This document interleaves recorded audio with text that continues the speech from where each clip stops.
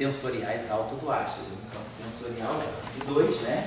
Que seja complexo, ele não pode ser real, né? A gente sabe que essa relação aqui, Tmi igual a Ttilmi, que é uma relação de autodualidade, em 4 dimensões de Minkowski, ela implica que o tensor é automaticamente zero. Mas se eu colocar um I aqui, a gente define a dualidade por um tensor complexo, né? Pode ter um tensor de rank 2 complexo, e aí ele é autodual, se ele satisfaz aí essa relação. Porque sem o I tem um probleminha. Eu teria isso aqui, T mini, imagina que eu tenho um tensor autodual real, em 2 dimensões, em 4 dimensões. Então, vamos tirar o dual dessa relação. Ttilmi é igual a Ttilmi. Só que em 4 dimensões de Minkowski, 1 tempo e 3 espaço, o dual do dual é menos o tensor. Tirar o dual 2 vezes, ele faz uma anti-involução, ele não te leva de volta. Não é que nem um complexo conjugado tirado 2 vezes, né? E restitui para você o número complexo. O dual do dual, ele te restitui o inverso. E aí, claro, se isso aqui é verdadeiro e isso aqui acontece, Tmi só pode ser zero. Então, a autodualidade em 4 dimensões, ela implica, né, que o tensor é trivial se o tensor for real. Agora, se o tensor for complexo, eu posso colocar um I aqui, e aí eu posso tirar uma relação de autodualidade. Então, eu vou tirar aqui, eu vou tirar que a parte real de 1 é a parte imaginária, vou tirar uma relação entre a parte real e a parte imaginária. Então, tensores autoduais complexos existem em 4 dimensões. Então, eles podem ser fontes também de anomalia em outras dimensões mais altas também, supergravidade. Parece vários tensores, né, de ranking mais alto, pode aparecer tensores autoduais, pode ter anomalia. Então, a gente tem que saber sempre como, e aí tem um mecanismo, uma coisa que foi derivada na década de 70, porque a primeira coisa que você tem que fazer numa teoria de unificação, numa teoria de unificação, todos os fermis são quirais. Essa é o 2, 1, você começa com elétron left, neutrino left, elétron left, separado do elétron right. Depois você pega quark left, quark right, quark left, o left, t left, o right, the right. Então, toda a teoria de unificação, quer dizer, os fermions são quirais. Por quebra espontânea de simetria, com mecanismo de Higgs, os fermions adquirem massa, e aí, por exemplo, o elétron left se junta com o elétron right e forma o elétron de Dirac, que não é quiral. Então, o processo de anomalia é um processo de altas energias, é um processo de renormalização. Então, ele não vê a massa.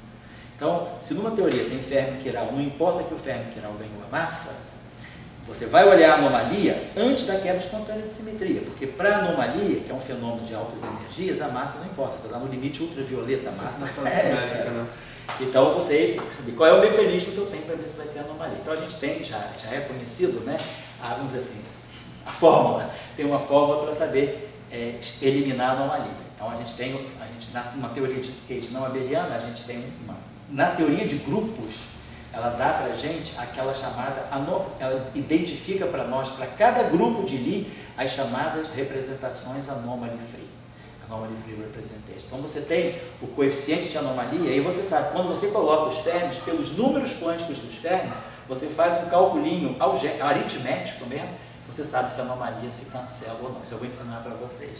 Quer dizer, eu vou tentar dar uma aulinha assim, bem daquele nível, bem baixo, assim, tudo que você precisa saber sobre a anomalia, mas teria vergonha de perguntar.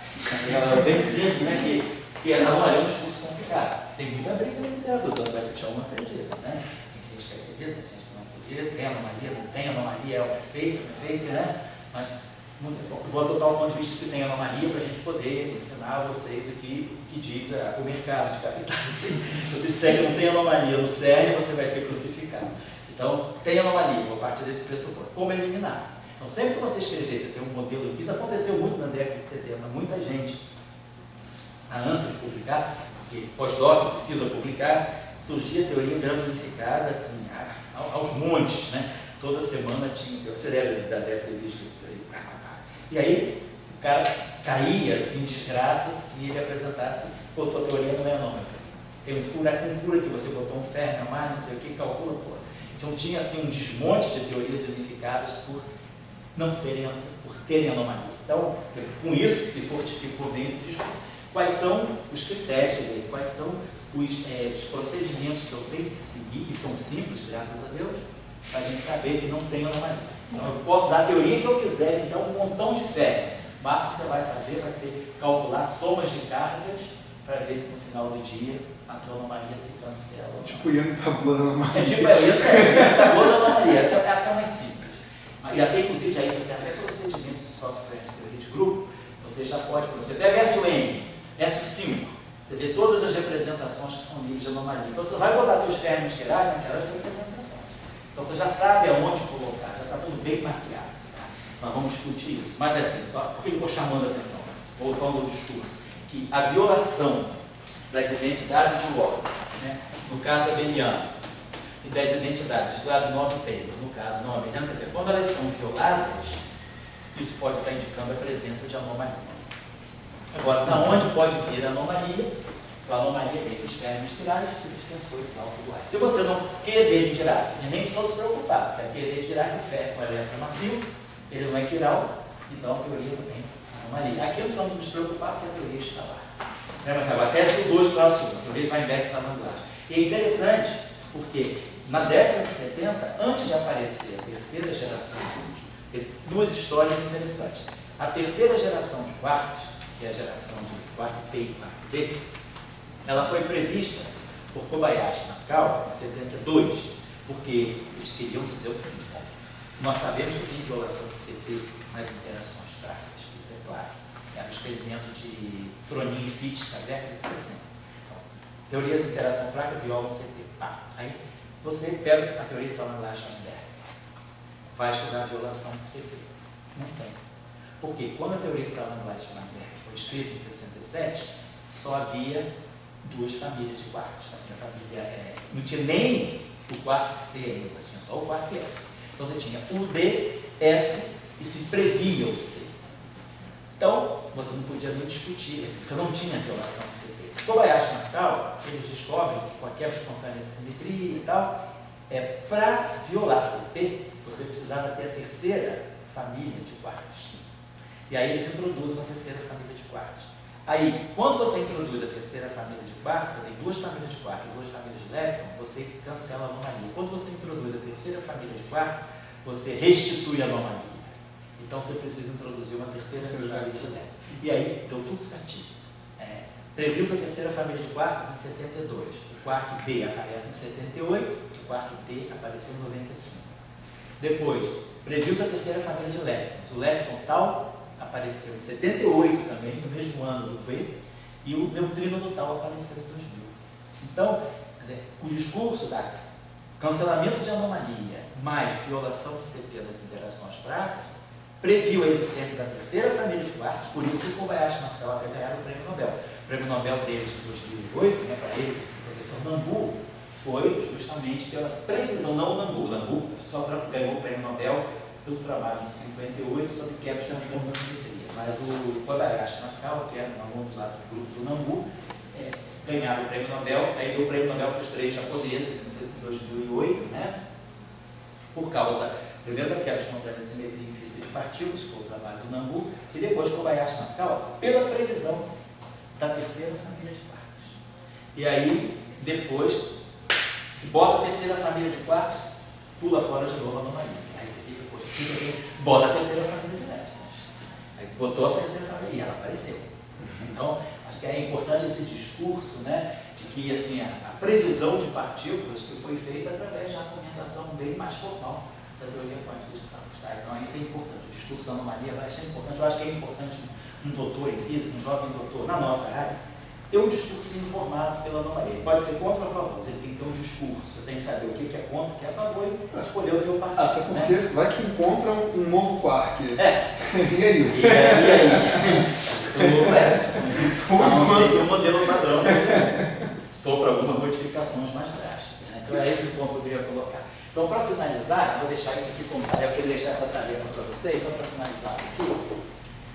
Seguinte, ontem na aula de eletromagnetismo, o Matheus fez uma pergunta, né? E deixar para vocês sobre a forma de identidade do órgão. Ele perguntou o seguinte: se eu me lembro bem, Matheus, se eu entendi bem a pergunta, era se a gente podia ter potenciais de Gauge que não fossem vetoriais, né? Isso. Então, por exemplo, então a gente pode ter N forma, uma P forma que seja uma P forma de Gauge. Por exemplo, vamos pegar um campo tensorial de rank 2 antissimétrico. Então isso aqui é uma 2 forma. Em 4 dimensões. Isso aqui é uma 2 forma. Né? Qualquer dimensão. Campo tensorial antissimétrico. Vamos supor que esse campo aqui, eu possa escrever para ele, vamos escrever vamos observar o seguinte: quais são os spins que esse campo carrega? Aliás, eu acho que eu pulei isso aqui, você levantou o braço, mas fiz um discurso tão longo. Pode continuar, dando chance, faça a pergunta dele. Então, tá legal. Então, por exemplo, esse índice Mi aqui tem spin 0 e spin 1. Esse índice Mi aqui tem spin 0 e spin 1. Então, eu vou ter 0 com 0 dá 0. 0 com 1 dá 1. 1 com 0 dá 1. E 1 com 1. Bom, mas como ele é 0, 1, isso aqui se eu for um tensor qualquer. Vamos pegar um tensor geral de rank 2. Ele tem 16 componentes. 4 vezes 4, 16. Então, ele tem spin 0 e spin 1. Então, ficou. Cada índice carrega spin 0 e spin 1. Então, eu vou ter 0 com 0 dá 0, 0 com 1 dá 1, 1 com 0 dá 1, 1 dá 0, 1 e 2. Então, esse campo aqui ele carrega 2 spin 0, 3 spins 1 e 1 spin 2. Vamos ver se está tudo certinho. Cada spin 0 tem um grau de liberdade, 2. Esse aqui é 3, esse 3, 9 e esse aqui é 5. 14, 16. Então, está certo. Esse campo aqui, um campo de rank 2, ele pode carregar 2 módulos de spin 0, 3 módulos de spin 1, 1 módulo de spin 2. Mas como ele é antes, o módulo simétrico tem 10 componentes. 5 e 3, 8 e 2, 10. Então isso aqui é o que fica na parte simétrica. A parte simétrica é o Gemini simétrico, né? Ele vai ter 2 spin 0, 1 spin 1 e 1 spin 2.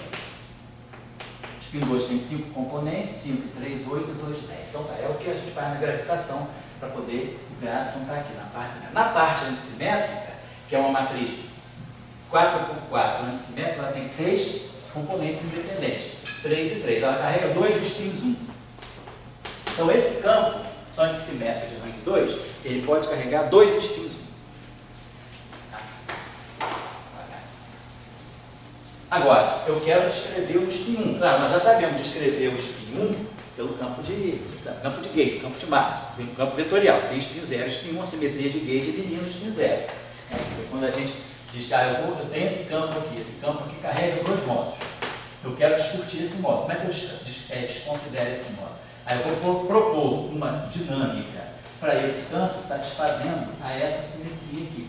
Porque ele construiu uma dinâmica tal que essa transformação seja uma simetria. Se essa transformação é uma simetria, eu posso usar esse parâmetro que é um escalar, portanto ele tem spin 0, eu vou usar a liberdade que eu tenho dele para matar esse spin 0. E aí me sobra um fóton bonitinho com o spin 1. Então a física do fóton é a física do spin 1. Por quê? Porque eu pude eliminar o spin 0 por causa da simetria de gauge. Por isso eu imponho a simetria de gauge, para eliminar o spin desejado.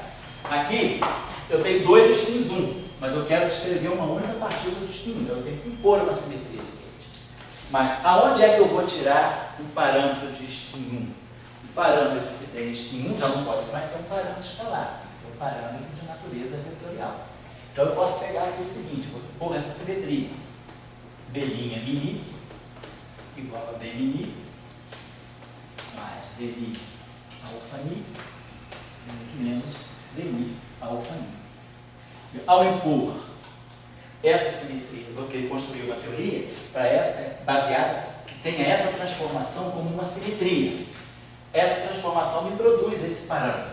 Esse parâmetro tem spin 0 e spin 1. Eu tenho que eliminar um spin 1. Mas o fato de ser antissimétrico, automaticamente, isso aqui é transverso, me elimina o spin 0. Então, o spin 0 desse alfa mi nem aparece por causa da simetria de gauge. Mas ele tem spin 1, só com o spin 1 dele. Um spin 1 dele vai poder matar um dos spins 1. Então vai me sobrar, no final do dia, eu vou ter uma teoria de gauge para um campo tensorial de rank 2 antissimétrico e que vai descrever apenas um spin 1.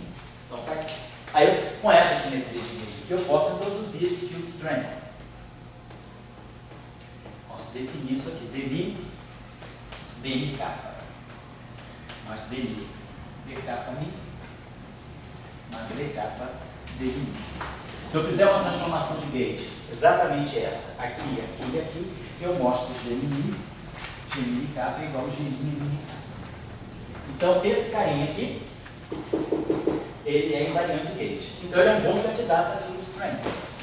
Então, para essa teoria, para esse modelo de gauge, eu poderia propor um lagrangiano desse tipo aqui.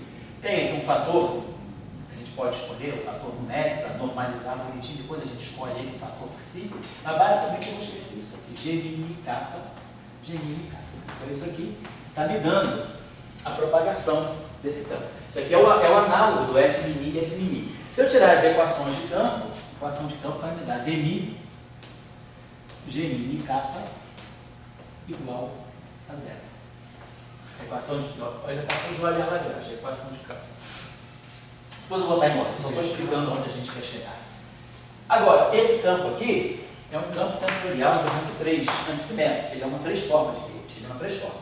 Ele é completamente antissimétrico, quer dizer, satisfaz essas propriedades. G mini kappa, vocês podem ver, é igual a G mi kappa mi, é igual a G kappa mini, é igual a menos G mini kappa, menos G mi kappa mi, menos G kappa mini. Então ele é completamente, lembra a propriedade do Levi-Tip, é igualzinho. Qualquer permutação par dos índices da massa, qualquer permutação ímpar da menos. Então ele é 3 formas de gauge. Então, claro, eu posso fazer a atualização dele. Eu posso dizer que G mi kappa, posso dizer, isso aqui é equivalente por dualidade a um epsilon mi kappa lambda vezes um campo vetorial W lambda. Esse campo aqui, esse G mi kappa ele é completamente antissimétrico, tem 4 componentes, ele é equivalente, esse é o processo de dualização. É o dual de um quadro vetor, é um tensor de rango 3 antissimétrico, uma 3 forma, beleza. Então vamos colocar isso aí lá em cima. Vai ficar dmi, vou passar esse epsilon para cá, epsilon mini kappa, lambda, dmi, w lambda. Então, a equação de campo, em termos do dual, pode ser escrita assim. É a mesma equação de campo. Agora, eu tenho 2 índices livres aqui. Mi kappa. Então, eu vou contrair isso aqui, por exemplo, com um G, ρ, sigma, mi kappa. Quando eu contrair essa equação com G, ρ, sigma, mi kappa, tem esse mi kappa, mi kappa. Isso aqui vai dar um delta de mi, ρ, delta de lambda, sigma, menos o delta de lambda, ρ, delta de mi, sigma. Então é só usar aquelas propriedades delta de Kronecker, do delta do epsilon de Levi-Tip, com 2 contrações em função dos deltas de Kronecker.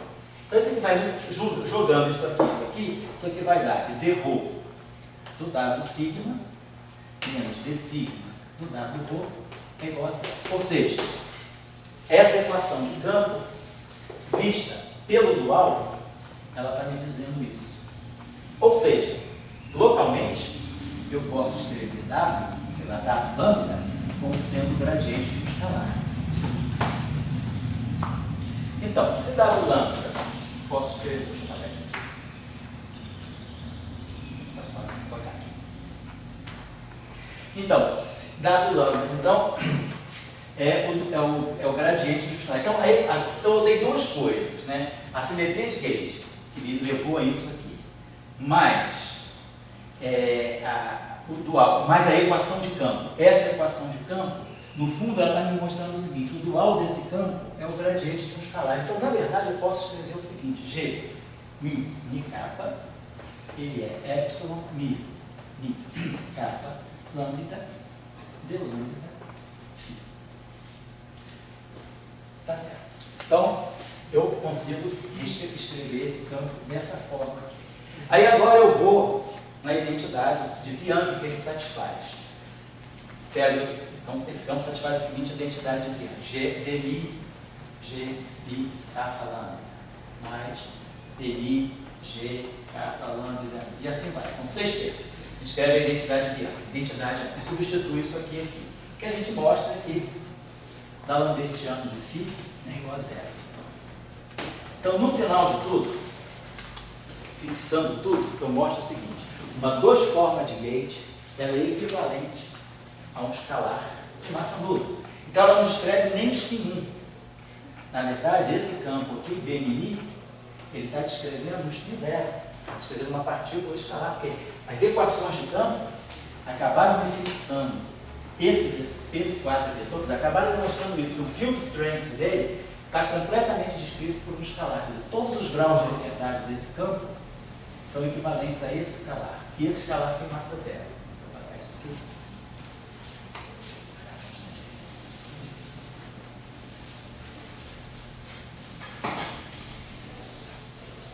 A gente pode mostrar o seguinte, quer dizer, a identidade de Bianchi, que eu falei aqui com você, quer dizer, a gente pode mostrar também isso de outra forma. A identidade de Bianchi, lá no Márcio, como é que é a identidade de Bianchi para o Márcio? Dmi F o mini igual a zero. Essa é a identidade de Bianchi para o Márcio. Para esse campo aqui, seria Dmi vezes o dual desse cara, mas o dual desse cara é justamente o WMi. Dmi WMi igual a zero. Mas como eu mostrei que WMi é o Dmi de um escalar, automaticamente sai a equação de Klein-Bach. Então, na verdade, o que um campo tensorial de rank 2, antissimétrico, como campo de gauge descreve, é um bóson de gauge escalar de massa zero, não é nem bóson de gauge de spin. Ele só vai descrever spin 1 se tiver massa. Então, eu vou deixar para vocês a seguinte coisa. A primeira tarefa de vocês é a seguinte.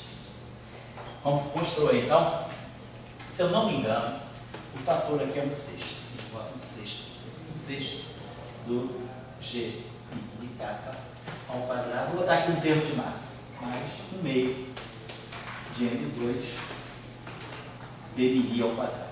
Então vamos construir. É como se fosse um lagrangiano de prova. Se o n for zero, a gente tem a simetria de gauge. A simetria de gauge é B' mini igual a B mini mais dmi alfa mi menos dmi alfa mi. E esse campo vai estar descrevendo um spin zero de massa zero.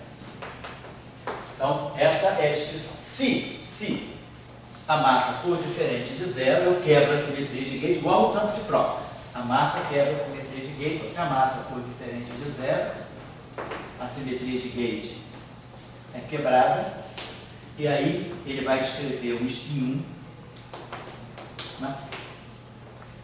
Então, a presença, a quebra da simetria de gauge faz com que ele passe a descrever o spin 1. Mas espião sem massa... Não espinho macio. Não, tô falando, espião sem massa... Não dá.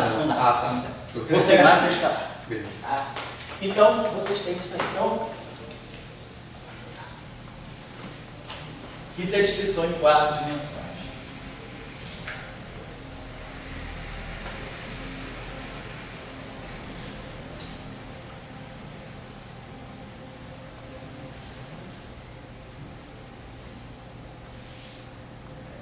Bom, então, vamos dizer que nós acoplemos, né? Ele tem o dual. Então, por exemplo, eu posso fazer digamos que a gente queira fazer um acoplamento com a matéria. Posso definir uma derivada covariante do inferno, né? De uma forma invariante. Um acoplamento no mínimo. Dmi psi, mais I, G. Aí aqui eu coloco WMi psi. Não estou colocando o potencial, porque o potencial é B mínimo, não tem como contrair. Estou colocando um acoplamento não mínimo com esse termo aqui. Claro, o acoplamento não mínimo, vocês vão ver, deve ser não normalizável. Mas o que eu estou querendo que vocês façam com esse exercício aí é simplesmente escrever a identidade de ordem a partir dessa simetria de gauge. Quer dizer, quais são as identidades de ordem para Dmi. Quando introduz o Dmi, coloca a simetria de gauge, o que vai acontecer? Ele está descrevendo o spin zero. Então, ele não tem parte longitudinal, parte transversal. Quer dizer, será que gera massa ou não gera massa? Então, eu queria que vocês dessem uma olhada nas identidades do órgão de Dmi e estudando particularmente a função de 2 pontos.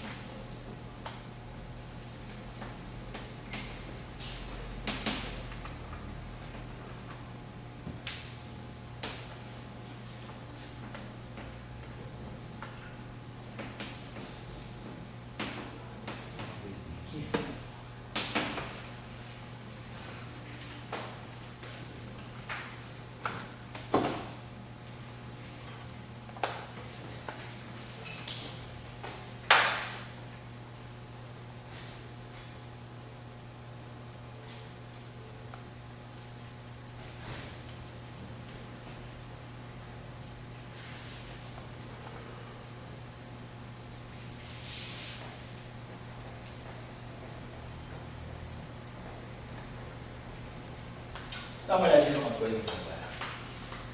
Vamos ver esse problema em 3 dimensões, por mais 2. Vamos olhar. Esse campo tem uma particularidade interessante como as 2 dimensões. Então, como tarefa para vocês pensarem também, né? Então, vamos ver que agora eu postei uma as 2 dimensões. E aí eu tenho esse campo de novo, o campo tensorial de rank 2. Só que agora, em 2 dimensões, né? Eu tenho uma matriz antissimétrica 3×3, portanto ele tem 3 elementos independentes. Então, por dualidade, ele pode ser equivalente a um trivetor. Eu posso dizer que o DMI nada mais é do que um epsilon mi kappa w kappa. Eu posso reduzir esse campo a um campo vetorial. E aí, a simetria de gauge que eu imponho aqui, então eu quero que vocês transcrevam. A simetria de gauge imposta por B, como ela se reflete para o W? Qual é a simetria de gauge do W?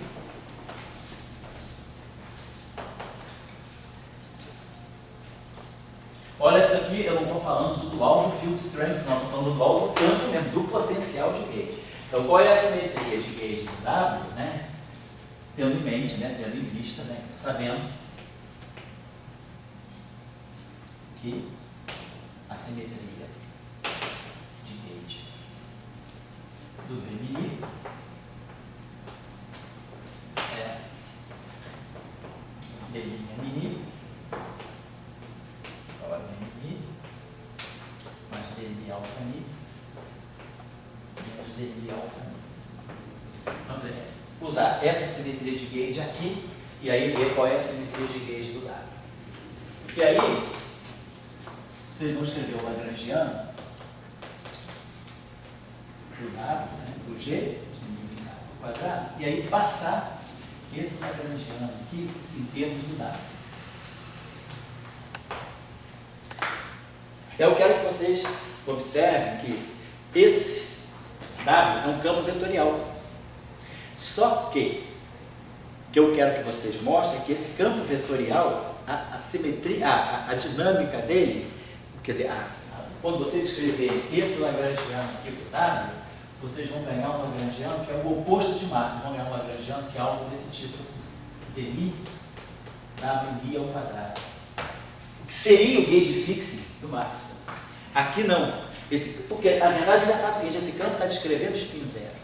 Então, em 3 dimensões, quando eu digo 2 dimensões, ele deve estar descrevendo alguma coisa que tenha, que não tenha um espinho.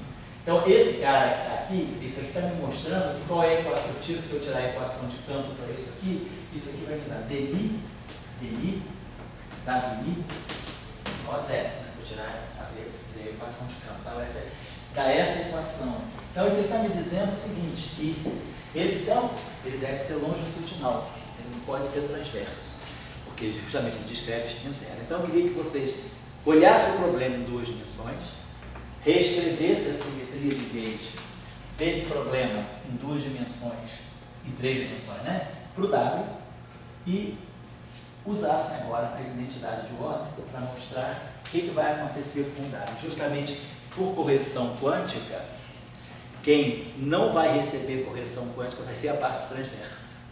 A parte longitudinal é a parte que vai receber correção.